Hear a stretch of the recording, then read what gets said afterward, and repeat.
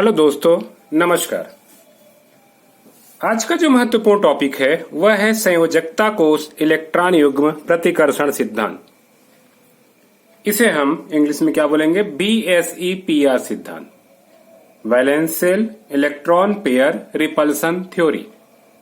Valence shell electron pair repulsion theory ये काफी महत्वपूर्ण टॉपिक है और इससे कह सकते हैं प्रश्न अक्सर पूछे जाते हैं, चाहे वो कंपटीशन में हो, चाहे बोर्ड के एग्जाम में हो, CG बोर्ड हो, CBSE बोर्ड हो। तो काफी महत्वपूर्ण टॉपिक है, हम चलेंगे इसका डिटेल।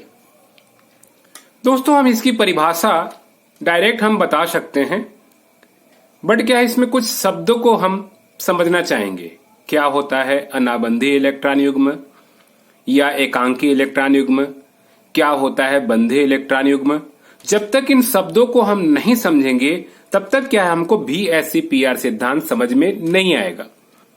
तो हम बंधी इलेक्ट्रॉन और ये सभी की जानकारी के लिए हम क्या कर रहे हैं, एक उदाहरण के रूप में हम NH3 अणु को लेकर चल रहे हैं। NH3 अणु को देखने से क्या होगी, ये क्लियर हो जाएगी कि क्या है BSEPR सिद्धांत, क्या होता है बंधी इलेक्ट्रॉन युग्म, क्या होता है अनाबंधी इलेक्ट्रॉन युग्म। ये सारी जानकारी जब प्राप्त कर लेंगे तो हमें BSEPR सिद्धांत का जो कह सकते हैं सिद्धांत है वो पूरी तरह से जानकारी प्राप्त हो जाएगी। तो चलते हैं किधर, हम चलते हैं NH3 अणु को उदाहरण के रूप में लेकर चलते हैं। तो NH3 अणु का हम देखते हैं कैसी संरचना होगी। तो हम दोस्तों एक साथ चलते हैं, NH3 अणु का संकरण देख लेते हैं और संकरण के बाद इसका कैसा अणु बनेगा, कैसे सिद्धांत लागू होता है जरा समझते हैं। आप लोग संकरण में पढ़े होंगे, तो सबसे पहले क्या इसका मुख्य परमाणु देखेंगे तो हम क्या लिखेंगे, सीधी सी बात है NH3 का मुख्य परमाणु क्या है, यहां पे नाइट्रोजन है, जिसका परमाणु क्रमांक कितना होता है, तो 7 होता है। अब इसका अगर हम इलेक्ट्रॉनिक विन्यास करें N7 का तो हमें क्या मिलेगा, 1s2 2s2 2p3। इसी को डब्बे के रूप में बनाए तो क्या मिलेगा हमको, 1s में 2 इलेक्ट्रॉन, 2s में भी 2 इलेक्ट्रॉन, और हमें यहां 2p में जो मिलेगा वो कितना मिल रहा है इलेक्ट्रॉन, 3 इलेक्ट्रॉन मिलेगा। हमको पता है इसको क्या कहते हैं, सामान्य अवस्था या ग्राउंड स्टेट। और ये जानकारी पूरी संकरण में दिया जा चुका है। अब कहते हैं इसके बाद कौन सी अवस्था थी, संक्रमित या उत्तेजित अवस्था। देखिए दोस्तों, संकरण में यहीं पे सबसे बड़ी समस्या लोगों को होता है। इसमें देखा जाए तो संक्रमित या उत्तेजित अवस्था नहीं आता है। अब लोगों के पास ये समझ में आता है कि जब इसमें संक्रमित, हर संकरण में क्या है संक्रमित या उत्तेजित अवस्था आता था, एक इलेक्ट्रॉन कूदकर आगे बढ़ता था, फिर यहां संक्रमित या उत्तेजित अवस्था क्यों नहीं आएगा। तो देखिए अगला स्टेप जो है हम समझ ले, तो अगला स्टेप कुछ इस प्रकार होगा। ये 1s 2s में 2 ही इलेक्ट्रॉन होंगे और यहां पे कह सकते हैं 2p में क्या वही 3 इलेक्ट्रॉन रहेगा। और ये जो संकरण होगा ये किस प्रकार का संकरण होगा, sp3 संकरण होगा। यानी सीधे इसमें कौन सी अवस्था आएगी, संकरित अवस्था आएगी। अब यहां 2 बातें लोगों को बहुत दिक्कत जाता है, किसमें इलेक्ट्रॉन कूद के क्यों नहीं गया। दोस्तों, मैं पहले संकरण में आपको जानकारी दे चुका हूं कि अगर सहायक परमाणुओं की संख्या के बराबर अगर अयुग्मित इलेक्ट्रॉन उपस्थित है तो संक्रमित या उत्तेजित अवस्था नहीं आता है। हाँ, अगर क्या है सहायक परमाणुओं की संख्या के बराबर अयुग्मित इलेक्ट्रॉन नहीं है तभी संक्रमित या उत्तेजित अवस्था क्या होता है, आता है।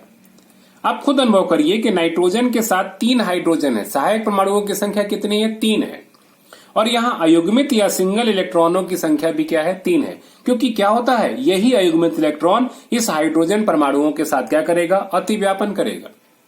तो चूंकि अतिव्यापन के लिए पर्याप्त संख्या में या सहायक परमाणुओं की संख्या के बराबर में क्या है, अयुग्मित इलेक्ट्रॉन है, इसीलिए क्या है ना, इसमें संक्रमित या उत्तेजित अवस्था नहीं आता है, सीधे संकरित अवस्था आता है। तो ये तो क्लियर हो गई कि संक्रमित या उत्तेजित अवस्था क्यों नहीं आता है। अब एक प्रश्न लोगों के मन में आता है कि यहां sp3 संकरण कैसे होगा। लोगों के दिमाग में आता है कि 2s में क्या है, 2s में जो है 2 इलेक्ट्रॉन है, जबकि इसमें क्या है, सिंगल सिंगल इलेक्ट्रॉन है। इसके पहले आपने जितना भी संकरण पढ़ा उसमें क्या देखा आपने कि सिंगल सिंगल इलेक्ट्रॉन वाले कक्षक भाग लेते हैं, लेकिन यहां देखिए डबल इलेक्ट्रॉन वाला कक्षक है, युग्मित इलेक्ट्रॉन वाला कक्षक है। तो क्या यह संकरण में भाग लेगा? लोगों के पास सबसे बड़ी यहां पे कह सकते हैं दिक्कत आता है कि यह संकरण में कैसे भाग ले सकता है, जब इसका कक्षक पूर्ण रूप से भरा है तो ये कैसे भाग ले सकता है, ये लोगों को बहुत डाउट करता है या दिक्कत करता है। तो दोस्तों, संकरण के नियम में देखिएगा, हमने चौथा पॉइंट बताया था और मोस्ट पॉइंट बताया था।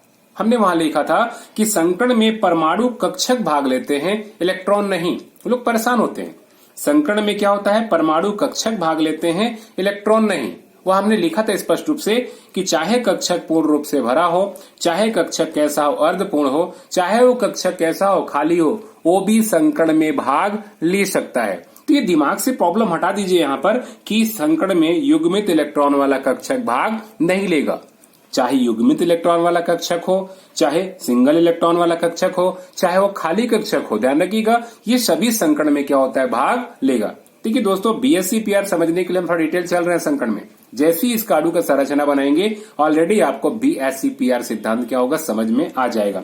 तो ध्यान रखिएगा दोस्तों, नियम के अनुसार ही हम चल रहे हैं यहाँ पे, चूंकि क्या है, सहायक परमाणुओं की संख्या के बराबर अयुग्मित इलेक्ट्रॉन है, अतः इसमें क्या होता है, संक्रमित या उत्तेजित अवस्था नहीं आती है। दूसरी बात, संकरण के लिए इलेक्ट्रॉन पूर्ण रूप से भरे हैं कक्षक में या फिर अर्धपूर्ण है अथवा रिक्त कक्षक है, इसका संकरण से कोई लेना देना नहीं है, क्योंकि संकरण में केवल कौन कक्षक भाग लेगा, परमाणु कक्षक भाग लेता है, इलेक्ट्रॉन नहीं। तो दोस्तों, ये दूसरी पॉइंट भी आपको क्लियर में आ गई होगी। बस इसी को क्या करेंगे, अब शब्दों में हम लिखेंगे। क्या लिखेंगे, सीधी सी बात है, देखिए डायरेक्ट लिखेंगे कैसा। अब नाइट्रोजन का क्या, 2s कक्षक, ठीक है, तथा 2p का तीनों कक्षक,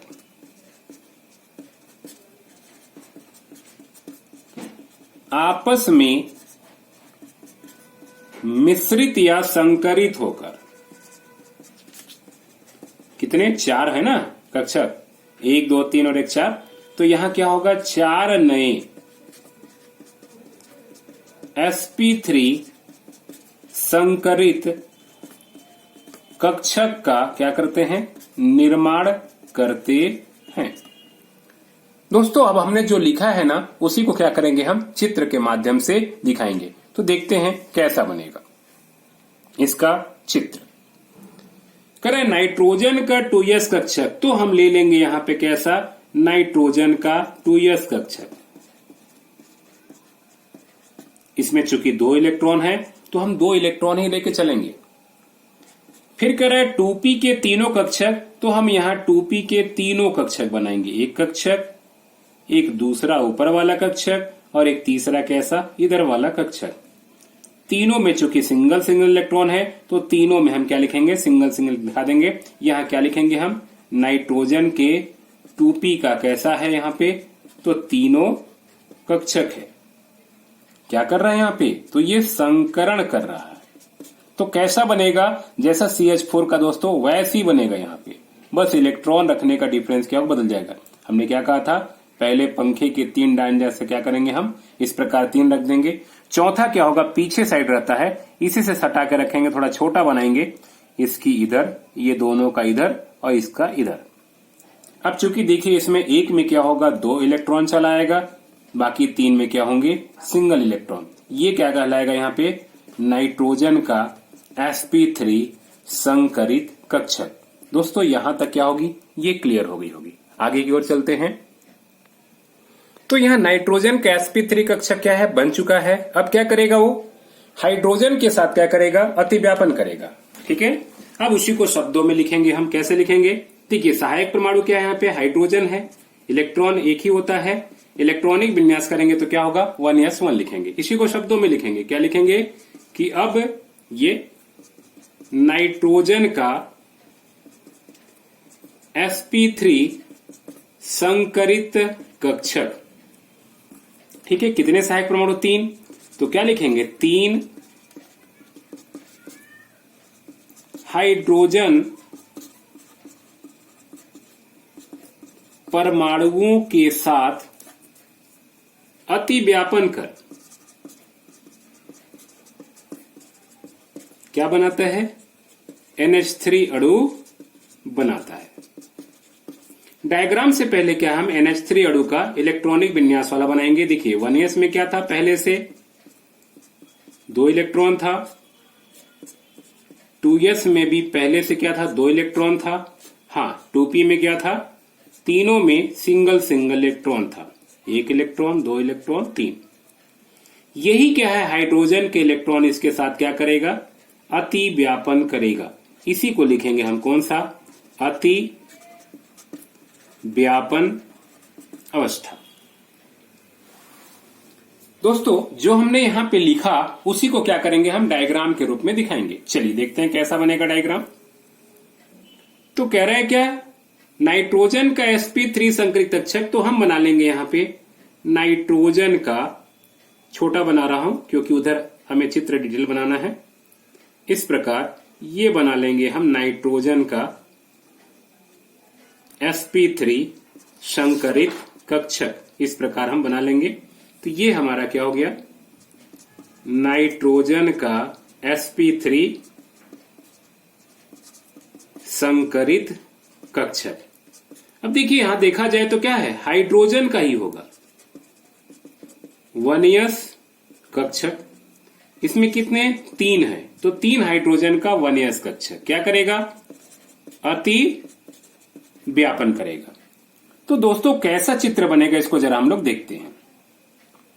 तो थोड़ा इसलिए बड़ा बना रहा हूं यहां पे ताकि आपको समझने में दिक्कत न हो। ये देखिए, हम जरूर छोटा लिए दोस्तों, लेकिन आप लोग परीक्षा में क्या करेंगे? इक्वल साइज बनाएंगे, है ना। ये इसका पहला हो जाएगा, ये इसका दूसरा हो जाएगा और ये तीसरा हो जाएगा। चूंकि इसी में हमको BSE-PR सिद्धांत को समझना है। ये चौथा जो पीछे साइड छोटा दिखाई देगा, ये इसका लोब, ये इन दोनों का लोब और ये इसका लोब। देखिए दोस्तों, इनमें सिंगल इलेक्ट्रॉन था।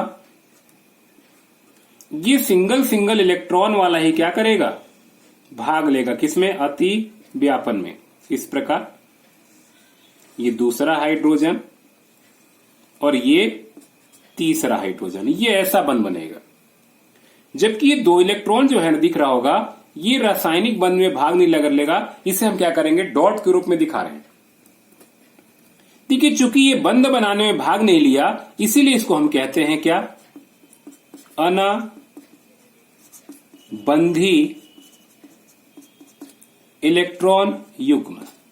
ध्यान रखिएगा दोस्तों, इसी का एक और नाम है एकांकी इलेक्ट्रॉन युग्म, या इसी को हम कह सकते हैं क्या? Lone pair of electron.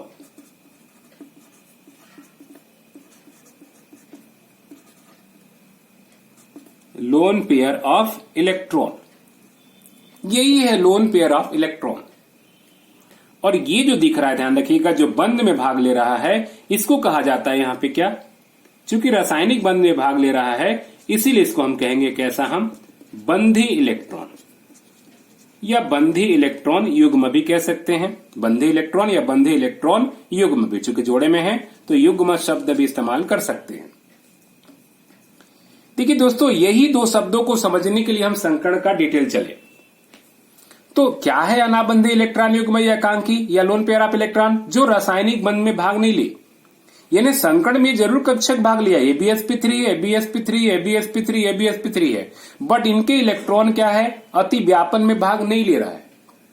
जो इलेक्ट्रॉन अति व्यापन में भाग नहीं लेता है, इलेक्ट्रॉनों का जोड़ा, उसे ही हम कहते हैं अनाबंधी इलेक्ट्रॉन युग्म, या इसी को कहते हैं हम एकांकी इलेक्ट्रॉन युग्म, या इसी को कहा जाता है लोन पेयर ऑफ इलेक्ट्रॉन। और जो अति व्यापन में भाग लेगा इलेक्ट्रॉन, उसे हम क्या कहेंगे? बंधी इलेक्ट्रॉन। एक को कहेंगे बंधी और दोनों को चाहे तो कह सकते हैं क्या? बंधी इलेक्ट्रॉन युग्म। अब जरा गौर से देखिए इसका डायग्रामेटिक, बीच में क्या है? ये नाइट्रोजन है। अब इसका चित्र कैसा बनेगा इसको जरा समझते हैं। तो हम एक अलग से चित्र बना के देखते हैं। देखिए बीच में क्या है, नाइट्रोजन है। देखते हैं जरा, बीच में क्या है, यहाँ पे नाइट्रोजन है। इसका चित्र बनाते समय क्या करेंगे, CH4 का जैसा बनाया था ना, मैं उसी प्रकार लेके चल रहा हूं। देखिए भाग नहीं लेता है। ये लोन पेयर ऑफ इलेक्ट्रॉन को कभी भी ठोस के रूप में नहीं दिखाएंगे हम, ये जब भी दिखाएंगे डॉट डॉट के रूप में दिखाएंगे, क्योंकि लोन पेयर ऑफ इलेक्ट्रॉन का संरचना में कोई रोल नहीं होता है। अब अगर देखा जाए तो ये 3 जगह हाइड्रोजन दिखाई दे रहा होगा। हमने इस प्रकार आप लोग को बताया था कि पंखे के 3 डायना के समान इस प्रकार हम क्या करेंगे, बनाएंगे। और हमने कहा था कि तीनों को मिलाते हैं, और हमने चौथा कहा था कि एक चौथा इस प्रकार ये बनाएंगे नीचे, और तीनों से क्या होगी, लंबा होगी। CH4 में देखिए यहां भी था, पर क्या है, लोन पेयर ऑफ इलेक्ट्रॉन है। अब क्या करेंगे, इसको हम मिला देंगे इस प्रकार। अब अगर देखा जाए तो ये केवल यही नाइट्रोजन, यही 3, इसको हम चाहें तो इस प्रकार हम ठोस के रूप में इसको मिला सकते हैं, आउटलाइन के रूप में। तो ध्यान दीजिएगा यहां नाइट्रोजन क्या है, ऊपर है, और बाकी 3 क्या है, इस प्रकार ये कह सकते हैं 3 भुजा वाला कह सकते हैं, उठा हुआ भाग है। यानी हाइड्रोजन समतल पे है और नाइट्रोजन कैसा उठा हुआ है। अगर ये भी होता यहां पे हाइड्रोजन, तो इसकी संरचना कैसा होता है, चतुष्फलकीय होता है। लेकिन आप यहां अनुभव करिए कि केवल क्या है, 3 पिलर वाला दिख रहा है। मतलब 3 पिलर पे नाइट्रोजन खड़ा है, और 3 पिलर पे जब नाइट्रोजन खड़ा है तो ऐसे संरचना को हम क्या कहते हैं, इस संरचना को कहते हैं क्या हम, पिरामिडीय। यानी इसकी संरचना कैसा होता है, पिरामिडीय। देखिए पहले देख चुके हैं आप कि sp3 संकरण में जो होता है बंद कोण कितना होता है, 109 डिग्री 28 कला, लेकिन यहां जो होता है 107 डिग्री केवल होता है। बाकी प्रकृति की बात हो चुकी है। S का 1 भाग ले रहा है, P का 3 ले रहा है, मतलब इसका 25% और इसका कैसा 75%। sp3 संकरण में हम देख चुके हैं। अब जो है ध्यान रखिएगा, हमने बात किया था यहां पे कि sp3 संकरण होते हुए नियम हमने कहा था कि कुछ अणुओं में क्या है, समान संकरण होते हुए भी अणुओं की ज्यामितीय संरचना और बंद कोण क्या हो सकता है, अलग अलग हो सकता है। तो आप खुद देखिए यहां पे sp3 संकरण होते हुए भी NH3 अणु की ज्यामितीय संरचना पिरामिडीय होती है, यानी चतुष्फलकीय न होकर क्या हो रही, पिरामिडीय हो रही है। और बंद कोण जो है ध्यान रखिएगा 109 डिग्री 28 कला न होकर कितना हो रहा है, केवल 160 डिग्री होता है। ऐसा क्यों हुआ ध्यान रखिएगा, बस यही बताता है कौन सा, VSEPR सिद्धांत। VSEPR सिद्धांत क्या कहता है कि जब किसी अणु में, ध्यान रखिएगा NH3 अणु है, कि जब किसी अणु में इन बंधी इलेक्ट्रॉनों के साथ साथ अगर अनाबंधी इलेक्ट्रॉन युग्म या एकांकी इलेक्ट्रॉन युग्म भी क्या है, उपस्थित है। तो ध्यान रखिएगा यहां इलेक्ट्रॉनों के बीच, या कह सकते हैं इलेक्ट्रॉन चूंकि कक्षक में है तो कक्षकों के बीच भी कह सकते हो। तो इलेक्ट्रॉनों के बीच या कक्षकों के बीच क्या होता है, एक प्रतिकर्षण बल कार्य करता है। और इसी प्रतिकर्षण बल के कारण जो होता है, अणु की चाहे ज्यामितीय संरचना हो चाहे बंद कोण हो, दोनों क्या होता है, परिवर्तित हो जाता है। देखिए यहां डबल इलेक्ट्रॉन क्या करता है, सबको पुश करता है, इसको भी धकेलता है, इसको भी धकेलता है, पीछे से इसको भी धकेलता है। तो ये क्या करते हैं, तीनों तरफ से फोर्स लगता है तो धीरे धीरे सिकुड़ते हैं, और इसी सिकुड़न के चलते ध्यान रखिएगा बंद कोण 109 डिग्री 28 कला से घट के केवल कितना हो जाता है, 107 डिग्री होता है। एक अलग से दोस्तों प्रश्न बन सकता है कि NH3 अणु में sp3 संकरण होते हुए भी अणु की ज्यामितीय संरचना चतुष्फलकीय न होकर पिरामिडीय होता है, क्यों? ठीक है। तथा ऐसा भी आ सकता है कि NH3 अणु में sp3 संकरण होते हुए भी परमाणुओं के मध्य बंद कोण का मान 109 डिग्री 28 कला न होकर केवल 107 डिग्री होता है, क्यों? अगर ये प्रश्न आएगा तो हम केवल इतनी संरचना बनाएंगे और लिखेंगे, सीधी सी बात है संरचना के बाद कि VSEPR सिद्धांत के अनुसार जब किसी अणु में बंधी इलेक्ट्रॉनों के साथ साथ अनाबंधी या एकांकी इलेक्ट्रॉन युग्म उपस्थित होता है तो इलेक्ट्रॉनों या कक्षकों के मध्य प्रतिकर्षण बल के कारण अणु की ज्यामितीय संरचना तथा बंद कोण दोनों ही क्या होता है, परिवर्तित हो जाता है या विकृत हो जाता है। चूंकि NH3 अणु में क्या है, एक एकांकी इलेक्ट्रॉन युग्म या अनाबंधी इलेक्ट्रॉन युग्म उपस्थित है, अतः इसकी उपस्थिति के कारण ही क्या होता है, इस अणु की संरचना पिरामिडीय होता है तथा परमाणुओं के मध्य बंद कोण का मान कितना होता है, 107 डिग्री होता है। दोस्तों आपको यहाँ पे बिल्कुल समझ में आ गया होगा किस प्रकार NH3 अणु में संकरण होता है, और दूसरी बात BSE-PR सिद्धांत क्या है। तो ध्यान रखिएगा दोस्तों, BSE-PR सिद्धांत की परिभाषा को हम ऐसे व्यक्त कर सकते हैं। क्या लिख सकते हैं, सीधी सी बात है कि जब किसी अणु में बंधी इलेक्ट्रॉनों के साथ साथ अनाबंधी इलेक्ट्रॉन युग्म या एकांकी इलेक्ट्रॉन युग्म उपस्थित होता है तो इलेक्ट्रॉनों के मध्य क्या होता है, प्रतिकर्षण बल कार्य करता है ना, जिसके कारण क्या होता है, इसकी ज्यामितीय संरचना तथा बंद कोण क्या होता है, दोनों परिवर्तित हो जाता है। ये युग्म नहीं रहेगा पे ना, दोनों परिवर्तित हो जाता है। इसे ही कहते हैं कौन सा सिद्धांत, VSE-PR सिद्धांत। दोस्तों VSE-PR सिद्धांत बिल्कुल क्लियर हो गई। चलिए दोस्तों, H2O में भी इसी प्रकार हम देखने का प्रयास करते हैं।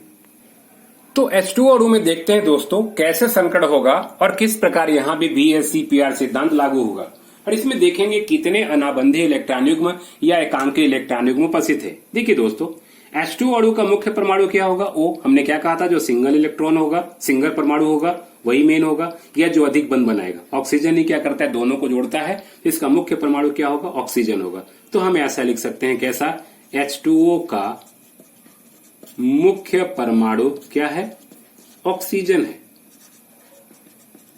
जिसका परमाणु क्रमांक कितना होता है, तो हमें पता है 8 होता है। देखिए, इस O8 का इलेक्ट्रॉनिक विन्यास करेंगे तो क्या मिलेगा हमको, 1s2, 2s2 और 2p क्या मिलेगा हमको, 4। इसी को हम डब्बे के रूप में बना ले तो क्या मिलेगा हमको, ये 1s में 2 इलेक्ट्रॉन इस प्रकार रख दें हम, 2p में भी हम क्या करें, 2 इलेक्ट्रॉन रख दें, और 2p में कितने हमको, 4, 1 2 3 और 4। ये कौन सी अवस्था है यहाँ पे, तो ये कहलाएगी यहाँ पे कैसा, सामान्य अवस्था। अब दोस्तों यहाँ तय करना है कि क्या इसमें संक्रमित उत्तेजित अवस्था आएगा कि नहीं आएगा, तो आप खुद अनुभव करिए। यहाँ सहायक परमाणुओं की संख्या कितनी है, 2 है, और अयुग्मित इलेक्ट्रॉन की संख्या भी क्या है, 2 है, यानी यहाँ भी संक्रमित या उत्तेजित अवस्था नहीं आएगा। यानी सीधे कौन सी अवस्था आएगी यहाँ पे, तो संकरित अवस्था आएगा। इस प्रकार 1s में 2 इलेक्ट्रॉन अपने जगह, यानी संकरण में क्या होगा, 2s का एक कक्षक भाग लेगा 2 इलेक्ट्रॉन वाला, और 2p का भी क्या होगा, तीनों कक्षक भाग लेगा, एक 2 इलेक्ट्रॉन वाला, बाकी 2 क्या, सिंगल इलेक्ट्रॉन है। सीधे कौन सी अवस्था होगी इसमें यहाँ पे, तो संकरित अवस्था चलेगी। सीधे हम क्या लिखेंगे यहाँ पे, sp3 संकरण। किसी को अगर डाउट होगा तो संकरण का नियम जरूर देख लीजिएगा। जो पहला हम संकरण पढ़ाए थे उसमें संकरण का नियम लिखा होगा कि संकरण में क्या होता है, परमाणु कक्षक भाग लेते हैं, इलेक्ट्रॉन नहीं, पूर्ण रूप से भरे कक्षक, अर्धपूर्ण कक्षक अथवा रिक्त कक्षक भी संकरण में क्या होता है, भाग लेता है। इसी को क्या करेंगे, जो हमने बनाया है ना, अब चित्र के माध्यम से दिखाएंगे तो क्या हो जाएगा। यहाँ पे सीधी सी बात है, ये ऑक्सीजन का कौन सा कक्षक हो जाएगा, 2s कक्षक हो जाएगा ऑक्सीजन का। कितने इलेक्ट्रॉन है इसमें, 2। अब अगर देखा जाए यहाँ पे तो क्या होगा, 2p कक्षक। इस प्रकार हम बना दिए 2p कक्षक, शुरू में 2 है और बाकी 2 में क्या है, सिंगल सिंगल है। तो क्या लिखेंगे हम, ऑक्सीजन के 2p का क्या है यहाँ पे, तीनों कक्षक है, क्या करेगा यहाँ पे, तो संकरण करेगा।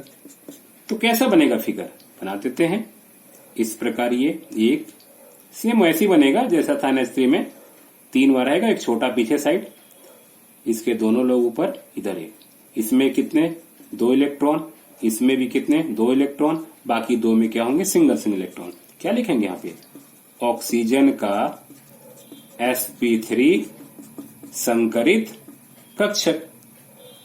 अब हमको मालूम है कि यही ऑक्सीजन का क्या है, sp3 संकरित कक्षक क्या करेगा, अति व्यापन करेगा, किसके साथ, हाइड्रोजन का। देखिए यहाँ सहायक परमाणु क्या है, हाइड्रोजन, 1 इलेक्ट्रॉनिक विन्यास करेंगे तो क्या मिलेगा, 1s1। इसी को शब्दों में लिखेंगे, क्या लिखेंगे कि अब ऑक्सीजन का कौन सा, sp3 संकरित कक्षक, ठीक है ना। कितने सहायक परमाणु, 2 है, तो क्या लिखेंगे, 2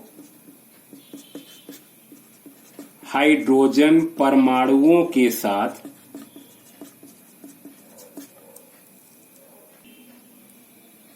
अति व्यापन कर क्या बनाएगा, H2O अणु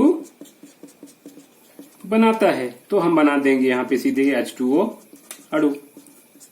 1s तो में 2 इलेक्ट्रॉन है, अतिव्यापन भाग नहीं लेगा।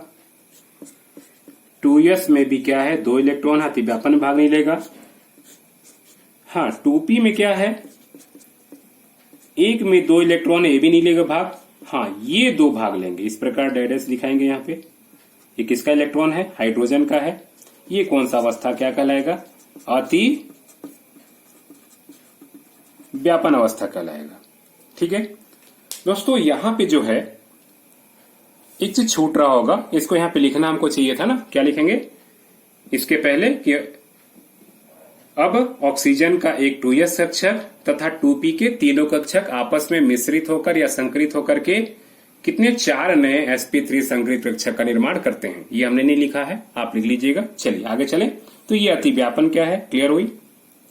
अब जो हमने लिखा है इसी को शब्दों में बनाएंगे। क्या कर रहा है, नाइट ऑक्सीजन का sp3 संकरित कक्षक, तो हम बना लेते हैं यहां पे इस प्रकार ऑक्सीजन का sp3 संकरित कक्षक बना लेते हैं। ये तीसरा हो गया, इसी में क्या होगा छोटा चौथा, ये इधर एक है ना, इधर 2 इलेक्ट्रॉन, इधर भी कितने 2 इलेक्ट्रॉन, इधर सिंगल, इधर सिंगल, उल्टा एरो रहेगा ना, सिंगल सिंगल इलेक्ट्रॉन। ये क्या हो गया, ऑक्सीजन का sp3 संकरित कक्षक। ठीक, अब ध्यान रखिएगा 2 हाइड्रोजन परमाणु रहेगा यहाँ पे, 2 H परमाणु, सहारो पहले ना, 2 H परमाणु का कौन सा कक्षक, 1s कक्षक। इसमें कितने इलेक्ट्रॉन, 1। क्या कर रहा है यहाँ पे, अति व्यापन करेगा। कैसा डायग्राम बनेगा जरा देखिए। तो इस प्रकार हम कुछ थोड़ा बड़े साइज बना रहे हैं ताकि समझ में आए। ये इस प्रकार एक, ये इधर दूसरा, इधर एक तीसरा, और इसी के साथ कैसा ये चौथा, ये अपन बना लिए। अब देखिए इसमें 2-2 इलेक्ट्रॉन है, ये बंद में भाग नहीं लेगा। हाँ, ये दोनों क्या होंगे यहां पे, हाइड्रोजन परमाणु भाग लेगा इस प्रकार। यानी यहां 2 क्या है, यहां पे एकांकी इलेक्ट्रॉन युग्म या अनाबंधी, यही है ना। क्या कहेंगे हम, अनाबंधी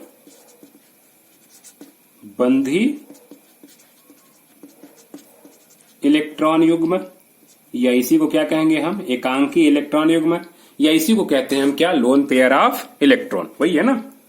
और बाकी ये क्या है यहां पे, तो ये है बंधी इलेक्ट्रॉन। किसका चित्र है यहां पे, तो H2O अणु का। सेम वही कंडीशन है। NH3 में क्या था, एक एकांकी इलेक्ट्रॉन युग्म या अनाबंधी इलेक्ट्रॉन युग्म था, लोन पेयर ऑफ इलेक्ट्रॉन की संख्या 1 थी, यहां 2 है। अब इसका क्या प्रभाव पड़ेगा जरा समझिए। तो जरा इसके डायग्राम से देखिए कैसे बनेगा। बीच में क्या ऑक्सीजन, तो हम बना देंगे यहां पे ऑक्सीजन। देखिए शुरू में हम क्या कहते हैं, इस प्रकार 3 लेते हैं, पंखे का तीनों डायना CH4 जैसा है ना। और हमने क्या कहा था, एक चौथा कैसा लेते हैं, इस साइड, और एक बड़ा लेते हैं, इस प्रकार तीनों से बड़ा रहता है। इसको तीनों से क्या करते हैं हम, इस प्रकार मिलाते हैं, यही था ना। अब जरा देखिए, यहां तो लोन पेयर ऑफ इलेक्ट्रॉन है, यहां भी लोन पेयर ऑफ इलेक्ट्रॉन है। हाँ, यहां क्या है, हाइड्रोजन है, यहां भी हाइड्रोजन है। तो जहां जहां हाइड्रोजन है इस प्रकार क्या करेंगे हम, ठोस दिखा रहे हैं। ये ऐसा दिख रहा होगा आपको, ये अंग्रेजी का क्या है, V दिख रहा होगा। और ये उल्टा हो गया तो क्या कहेंगे, उल्टे V का आकार का दिख रहा होगा। तो ध्यान रखिएगा, इसको जो संरचना कहलाती है ना, वही कहलाता है कैसा, उल्टे V के आकार का होता है। क्योंकि हमको पता है लोन पेयर ऑफ इलेक्ट्रॉन का संरचना में कोई रोल नहीं होता है। अब बंद कोण की बात करें कितना, तो ध्यान रखिएगा यहां पे 2 लोन पेयर ऑफ इलेक्ट्रॉन है, ये भी इसको पुश करेगा, ये भी पुश करेगा, तो क्या होंगे, कक्षा और सिकुड़ेगा। ये कक्षक जब और सिकुड़ेंगे, सीधी सी बात है, ध्यान रखिएगा, तो बंद कोण घट के केवल क्या होता है, 104 डिग्री 5 कला या 5 मिनट ही रह जाता है।